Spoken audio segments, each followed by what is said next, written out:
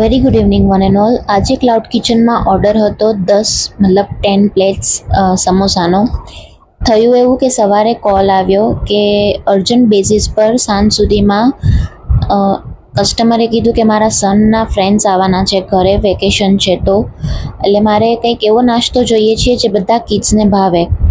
હવે બીજા કોઈ ઓપ્શન પોસિબલ નહોતા કારણ કે સમય બહુ જ ટૂંકો હતો, એટલે સમોસાનું નક્કી થયું. પરંતુ સમોસા નોર્મલ જો હોય તો થોડું કિડ્સને ભાવે ન ભાવે એવું થાય, એટલા માટે મેં નક્કી કર્યું કે બધા પોસિબલ હોય એટલા મિક્સ વેજીસ લીધા અને એમાં મેં cheesy, tandoori, mayo plus pizza flavour આ બધું એડ કરી અને એકદમ યુનિક વેમાં સમોસા રેડી કરી આપ્યા.